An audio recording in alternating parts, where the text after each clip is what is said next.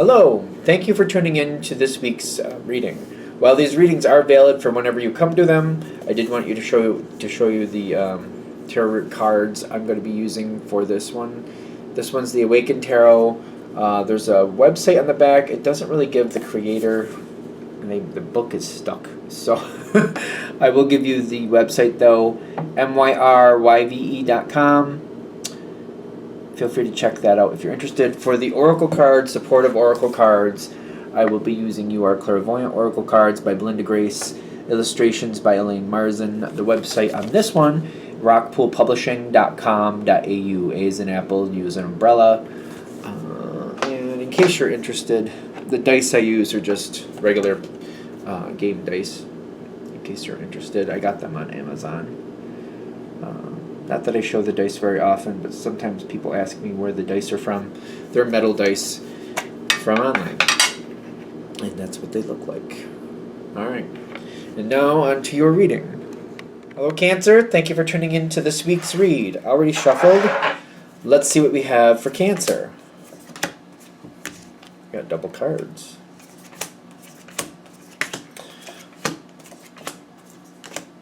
Another thing of double cards.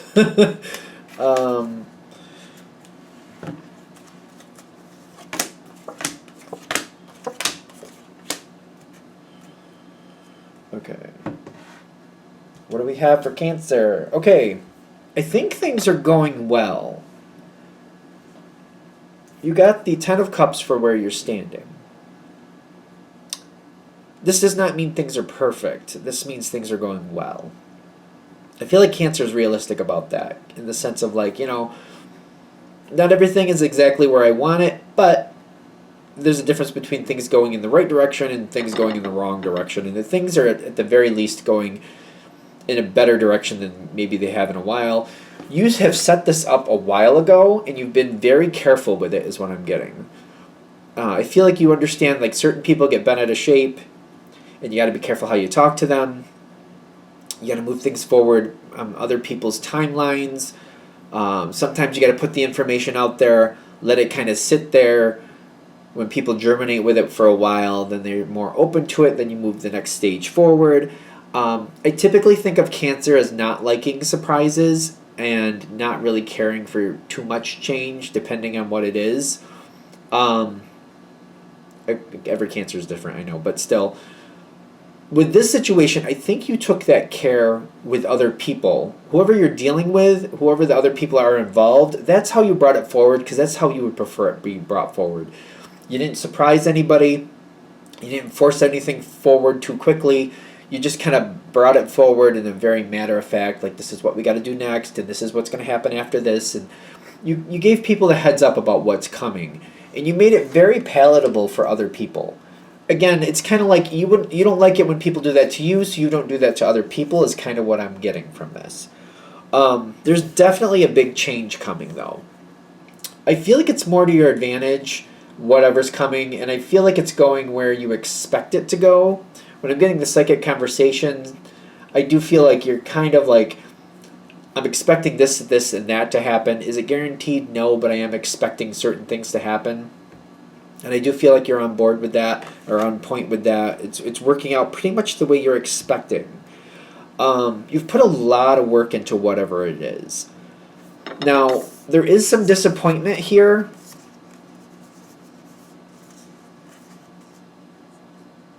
Somebody you care about, more than likely, it could be you, but it could be you. But somebody's disappointed about a couple aspects of this situation. And even though things keep moving forward and they have to keep moving forward, I do feel like that's lingering on this situation. Somebody might be pretending to be happier than they actually are with the situation. That could be you. What do we want Cancer to do with that? Are you aware of that? Is another good question. Judgment is going to go more in this person's favor the longer this goes. The more they communicate about it, I feel like this is a catch-22. The more they communicate about it, the better it could be for them. You might have somebody who's very stubborn and doesn't want to. They don't want to give that information. Um, I feel like it's hard to say, but if they don't want to talk, they don't want to talk. You try to keep the door open. You kind of quietly leave possibilities. I feel like this could be obnoxious for the other person, but be careful. They may not want to talk or text or communicate directly, but for example, if this is somebody, say you're moving, and maybe this is somebody you live with, and they're afraid that they're not going to have anything in the new. Maybe you're going to move. You somebody else you live with, and they're like, I'm not going to have anything there that I'm going to like. This new place isn't going to have this place to hang out. It's not going to have my connection to this place I like to do sports. Blah blah blah blah blah. They don't seem to want to have a conversation about it, or maybe they're not telling you, but you're noticing that those might be concerns. Maybe you're noticing they have certain things they do where you currently live, and maybe it doesn't look like there's a lot of that going on at the new location. If they don't want to talk, that's fine, but maybe just like leaving little things on the counter about like possibilities. Maybe if the sport thing isn't there, maybe there's some other idea you have, and like there's a pamphlet you could leave out. Just, oh, I saw that, I was just reading it, and they can just read it if they want to. Or there's other possibilities at this new location, and you just kind of leave information out in front of them. Like when you're making dinner, you just kind of leave it out, maybe not directly in front of where they're gonna sit, but just kind of like maybe you're doing something with food, and you just have it kind of over there, just kind of like blatantly out there. Like, oh yeah, I found that information. I was reading on that. I was curious what was there. That way they can, or if they want to, they can look at it, but they're not feeling obligated to look at it. Something like that. I feel like this is a touchy situation with whoever this. If there's somebody there, I feel like they could be a little bit sensitive about it. So you want to be kind of like, just kind of leave it there so they can touch it if they want it, but not try to like put it right in front of them, if that makes sense. Like if they're sitting down to dinner, you don't want to put like this thing of a binder of information right in front of them. I feel like that's going to cause an issue. But if you kind of like, oh yeah, I was just looking through that. I'm just curious what else is in this location that we're going to. And you just kind of have it set up in a place where maybe it's next to somewhere where you sit in the living room usually, or it's just somewhere out where everybody can obviously see it if they want to see it. And you're just acknowledging that you've been looking through it. Then they can kind of meander over and look at it on their terms when they feel like they want to, if you follow me on that. I feel like that's the peaceful way to do this. Going forward, I do think communication is going to get better. Because I do see like there's a lot changing here, a lot that's going to be left behind, but there's going to be a lot of benefits to this. I feel like I said this recently, but I don't remember where. But this applies here, so we're just going to go for it. There's going to be certain things that are going to be left behind. That's not bad. Certain things are going to be left behind, and it may seem like it's bad in the moment, but it may not be long term. Life changes. Life constantly changes. Certain things that are going to be left behind are actually good. It may not feel like it in the moment, but it's actually good. There's going to be changes coming in, new directions coming in, new aptitudes coming in. Aptitudes? But just kind of roll with it. There's going to be a point going forward when this change is in full swing that I feel like things are going to kind of stagnate, and it's going to feel comfortable, but it's not a good thing, is what I'm getting. When things seem to stagnate, but they're comfortable, I know this is going to sound ironic, that's when it's time to start talking. It maybe that's when you want to kind of put the binder in front of the person. Kind of like, oh, I was looking at, then you kind of want to like kind of stir the pot a little bit. That may seem counterintuitive, but it's kind of like, that's when there's a problem, because I feel like if things get very peaceful and quiet, I just have a feeling when I look at this is what's not working. Somebody feeling like things are fine, but like who cares? Somebody's having this benign things, and they're letting possibilities pass them by. Somebody's letting possibilities pass them by, and they're getting a little too comfortable. That's not good. It's very ironic that things get very comfortable, but they get kind of stale but comfortable at the same time. It's kind of like I get used to it, but things are comfortable. It's having this feeling, some type of feeling like things are good, but might as well just be acceptable. Might as well just accept it for what it is. Is it great? No, but it's good enough. It's kind of like one of those things. It's kind of like, well, I'd like a pizza, but I guess I'll settle for a plain like cheese sandwich.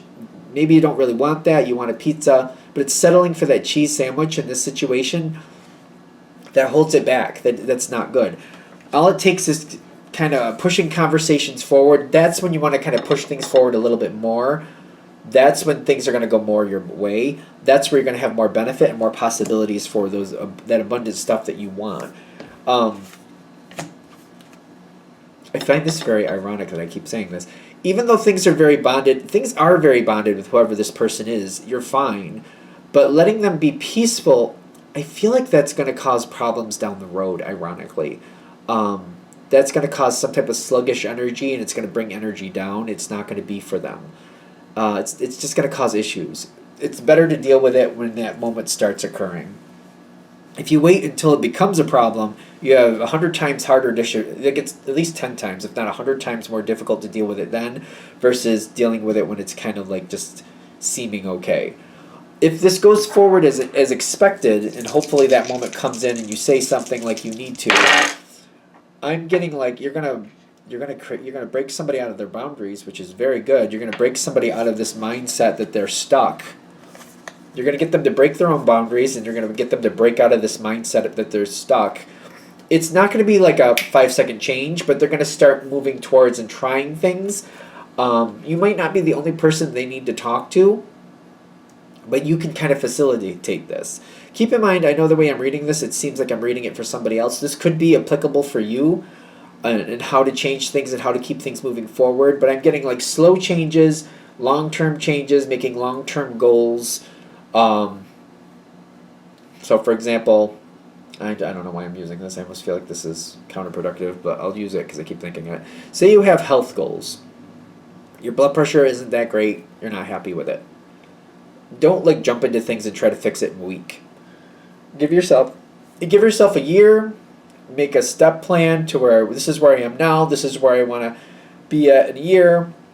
What I want to be at halfway through the year, and like just divide up the thing so like it's small changes, slow changes, long-term goals. If you, for example, say you want to bike a marathon, does that make sense? Bike-a-thon? Maybe you want to do a bike-a-thon. Is that the way you say that? I don't know. So you want to ride your bike 25 miles. Give yourself a long-term goal. In a year, I want to do that. Maybe this is a better way to do it. So if I want to be able to do 25 miles in 1 year, in 6 months I want to be able to do 12.5 miles. We're gonna say my math is right on that. So when you get up to like 6 months, you're like, okay, I can do 12.5 miles a couple times a week. It's not that hard.